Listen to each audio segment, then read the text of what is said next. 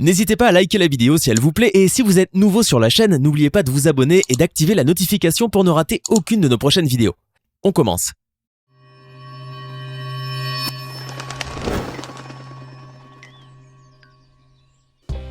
Bonjour et bienvenue à tous. Même si certains ont du mal à accepter les coïncidences, les belles histoires prodigieuses tellement improbables et extraordinaires qu'elles semblent avoir été ourdies par le destin sont tout à fait réelles. Ainsi, la chance peut se manifester sous les formes les plus inattendues. Parfois, elle peut simplement faire sourire quelqu'un. D'autres fois, elle peut merveilleusement sauver la vie d'une personne qui frôle le danger ou offrir une agréable surprise qui chamboule toute une existence. Aujourd'hui, nous allons vous présenter les moments où des personnes ont été incroyablement chanceuses et vous verrez que le proverbe « La chance ne sourit qu'à ceux qui en ont » n'a jamais été aussi vrai.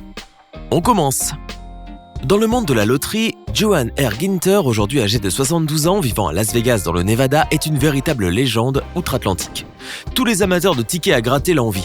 En effet, cette Américaine est réputée pour être la femme la plus chanceuse du monde, car elle a empoché plus de 20 millions de dollars via des jeux de grattage en l'espace de 20 ans. Tout d'abord, son premier coup de chance était en 1993, quand elle gagna 5,4 millions de dollars. Ensuite, en 2006, la fortune lui sourit à nouveau. Elle remporta 2 millions de dollars dans un Holiday Millionnaire. Puis, sa troisième victoire eut lieu en 2008 lorsqu'elle encaissa 3 millions de dollars. Enfin, en 2010, date de son dernier jackpot, elle rafla la plus grosse mise de sa carrière, en ajoutant à son compte 10 millions de dollars. Par ailleurs, on sait que Madame Ginter est diplômée d'un doctorat en statistique à l'université de Stanford. Selon quelques reporters, il se pourrait qu'elle ait pu déterminer l'algorithme qui répartit l'organisation des tickets gagnants. On sait aussi que tous ces derniers ont été achetés au Texas et que 2 d'entre eux ont été acquis dans la même station-service à Bishop. Cependant, avec toutes ces informations, les mathématiciens qui se sont penchés sur son cas ont estimé ses chances de gagner aussi souvent à 1 sur 18 sextillions, soit vraiment pas beaucoup. Alors, comment est-ce possible d'avoir autant de chance ? Dites-nous ce que vous en pensez. Des milliers de convives à travers le monde trouvent parfois, à leur grand désarroi, des choses indésirables dans leurs plats préparés au restaurant, tels que des fragments d'eau ou de bois, des éclats de verre, des insectes et d'autres débris répugnants. Cependant, le 5 décembre 2018, un Américain, alors âgé de 66 ans, a plutôt eu la chance de sa vie en faisant une découverte plutôt agréable dans son assiette. Pendant qu'il déjeunait dans un restaurant d'huîtres nommé l'Oyster Bar, Rick Antosh avait commandé un ragoût contenant 6 huîtres crues. C'était son mets favori, mais cette fois-ci, quelque chose d'inhabituel se passa. Pendant la dégustation, il avait senti quelque chose de dur rouler dans sa bouche et avait pensé s'être cassé une dent ou avoir perdu une obturation. Instantanément, il fit sortir l'objet de sa bouche, et c'est là où il fit une extraordinaire trouvaille. Dans sa main, il tenait une chose petite de la taille d'un pois chiche, ronde et toute blanche, à l'exception d'un minuscule point noir. Étrangement, cela ressemblait à un œil de poupée. Mais que faisait-il dans l'huître ? Peut-être faisait-il partie d'un ustensile de cuisine qui probablement était tombé par inadvertance. Perplexe, il examina un peu plus longtemps, puis réalisa qu'il s'agissait d'une perle. Et une grosse, à vrai dire. Épaté, le New-Yorkais n'en revenait pas. C'était un restaurant spécialisé dans les huîtres et éventuellement ce genre de découverte pouvait survenir parfois. Voulant s'assurer de la légitimité de son hypothèse, il demanda à voir le directeur de salle pour savoir à quelle fréquence cela se produisait chez eux. Ce dernier lui affirma qu'au cours de ses près de 3 décennies de travail dans ce lieu, il n'avait jamais été témoin d'un tel événement auparavant. Selon les experts, le prix d'une perle est défini en fonction de son éclat, sa transparence et sa forme ronde. Celle d'Antosh finira par être évaluée entre 2000 et 4000 dollars. Quelle sacrée chance! Par ailleurs, le vénard a déclaré qu'il retournerait au bar à huîtres de l'Oyster dès qu'il en aurait l'occasion pour chercher d'autres trésors cachés. Et on le comprend. Souvent, quand une personne change d'avis fréquemment, on le lui reproche et l'assimile à un défaut. Mais pour Martin de Jong, cela révèle du miracle. Ce cycliste néerlandais, né le 9 mars 1985, a été incroyablement chanceux à 2 reprises. Membre de l'équipe malaisienne Terengganu Cycling, il était censé prendre le fameux vol MH370 de la Malaysia Airlines reliant Kuala Lumpur à Pékin le 8 mars 2014 afin de participer au Tour de Taïwan. Mais 50 minutes plus tôt, et alors qu'il était à l'aéroport prêt à embarquer, il décida de changer de vol pour s'épargner une escale et opta pour un itinéraire direct. Du coup, il avait échappé belle, car l'avion qui devait emprunter est porté disparu jusqu'à ce jour sans aucune explication, et les 239 passagers de la Boeing 777-200ER n'ont jamais été retrouvés. Ce vol est considéré comme le plus grand mystère de l'histoire de l'aviation civile. Le 17 juillet de la même année, il était censé prendre le vol MH17 de la même compagnie aérienne afin de regagner Kuala Lumpur après un séjour à Amsterdam. Et au dernier moment, il choisit un vol qui partait le dimanche 19 juillet afin de faire des économies, car celui-ci était 300 € moins cher que le précédent. De plus, il y avait réservé la dernière place de libre.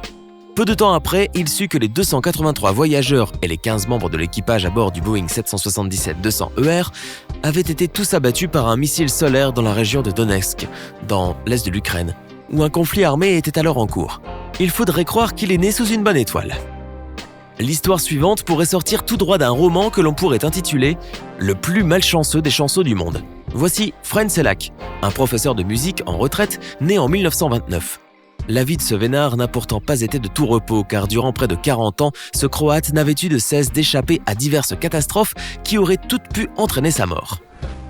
Jusqu'à ce qu'en 2003, un événement heureux vienne enfin mettre fin à ces années de galère, mais il résista tout de même à la prospérité. Tout a commencé en 1962, quand cet homme, trentenaire à l'époque, allait vivre une mésaventure plutôt difficile. Souhaitant se rendre à Sarajevo, à Dubrovnik, il prit un train qui finira par dérailler avant que ce dernier ne termine sa course dans une rivière totalement gelée. Frein s'en sortit prodigieusement en nageant, malgré son bras cassé, jusqu'à une berge. Une année plus tard, il prend l'avion pour la première fois de sa vie et la porte arrière de l'avion dans lequel il se trouvait s'est ouverte, aspirant le jeune homme et le propulsant hors de l'avion juste avant que celui-ci ne se crache. Par le plus grand des miracles, Fren Selak finira son vol plané dans une botte de foin avec seulement quelques blessures mineures. Dégoûté du train, effrayé par les avions, le Croate décida en 1966 de plutôt essayer le voyage en bus. Ironie du sort, ce dernier plongea lui aussi dans une rivière que notre survivant réussit à traverser, arrivant jusqu'au rivage avec quelques coupures et contusions minimes. Alors, Frein tenta sa chance avec la voiture, mais sa malédiction le suivait partout. Sur l'autoroute, cette dernière s'était mise soudainement à prendre feu. Toutefois, il s'en sortira indemne, puisqu'il avait eu la bonne idée de sauter de celle-ci quelques secondes avant qu'elle n'explosât. Peu après, dans sa nouvelle automobile, il s'était rendu dans une station-service histoire de faire le plein. Malheureusement défectueuse, la pompe à essence avait explosé, ne lui brûlant que le haut du crâne. Et ce n'est pas fini. En 1995, il fut renversé par un bus à Sarajevo et encore une fois, il survit. Son dernier gros accident se passe en 1996 lorsque, au volant de sa voiture, Fren Selak percuta un camion de l'ONU. Idéalement, les deux véhicules se trouvaient en montagne au moment de la collision. Et celle de notre homme s'était donc écrasée quelques 100 mètres plus bas dans un ravin. Par hasard, il réussit à s'accrocher in extremis à une branche d'arbre. Mais voilà qu'après tant d'années de misère, la fortune lui sourit enfin. Après avoir acheté le premier billet de loterie de toute son existence, il remporte 750 000 €. Profitant de l'occasion, celui-ci acheta une île et y ferait construire une maison. Cependant, après quelques mois, il décida de tout revendre et d'offrir ses gains à sa famille pour s'installer tranquillement dans un petit village. Il y vit encore aujourd'hui sur sa petite rente de retraité, heureux et assurant à qui veut l'entendre que l'argent n'achète pas le bonheur. Steve Flagg, un chauffeur américain d'un camion de livraison né en 1985, savait depuis toujours qu'il était un enfant adopté. Naturellement, quand il avait atteint ses 18 ans, il avait voulu retrouver sa mère biologique et ses parents adoptifs, Pat et Lois Flagg, l'en avaient découragé. Pendant plusieurs années, il n'avait eu qu'un seul souhait, revoir celle qu'il avait conçue. Il se rendit alors au centre d'adoption DA, Bloodshed for Children, auquel il avait été confié par sa mère le 5 octobre 1985. À l'époque, elle n'était pas mariée et ne se sentait pas prête à élever un enfant. Toutefois, elle avait pris le soin de laisser ses informations dans le dossier du nouveau-né, afin qu'il puisse la retrouver plus tard s'il le désirait. En cherchant les coordonnées communiquées sur Internet, il n'a malheureusement rien trouvé. La dénommée Christine Taladay n'était pas répertoriée, ou du moins c'est ce qu'il pensait, avant qu'un jour il ne revérifiât les documents soumis par l'agence. Et c'est là qu'il se rendit compte qu'il avait mal orthographié le nom de famille de sa mère qui s'écrivait Taladay, et non Taladay. Le jour de ses 22 ans, il refit la recherche et tomba sur une adresse non loin de son lieu de travail. En conséquent, il consulta son patron dans l'espoir qu'il reconnaisse cette personne qui habitait dans le quartier. Surpris, ce dernier lui demanda s'il parlait de Chris Taladay, la caissière de son magasin. Le jeune homme fut choqué, celle qui cherchait durant les 4 années précédentes travaillait depuis plusieurs mois déjà avec lui. Il la connaissait bien évidemment comme collègue, mais intimidé, il n'avait pu l'informer qu'il était son fils qu'à travers l'agence d'adoption. Leur première embrassade eut lieu le 14 décembre 2007 dans ce même endroit qui les a réunis bien avant. C'était la plus belle de toutes les coïncidences. Le 30 avril 2017 à 9h du matin, Matthew Bryce, un jeune surfeur, s'était mis à l'eau à Macreanish Beach, sur la côte ouest de l'Écosse. Cet homme originaire de Glasgow était un habitué de ce spot, mais cette fois, il s'était passé plusieurs heures sans qu'il n'en revienne. Et, au bout d'un moment, sa famille a commencé à s'inquiéter. Ainsi, en début d'après-midi, le jour même, une alerte fut lancée et le jeune homme de 22 ans porté disparut. Une équipe de garde-côtes se mit à sa recherche et 24 heures passèrent sans résultat. Les autorités devenaient de plus en plus pessimistes à l'idée de retrouver Matthew sain et sauf, vu le nombre d'heures écoulées, plongé dans une eau et une température de 8 degrés, sans manger et pratiquement sans bouger. En général, les secours arrêtent les investigations à ce stade, car les chances de survie sont très minces, et avec la tombée de la nuit, il était quasiment impossible de le retrouver vivant.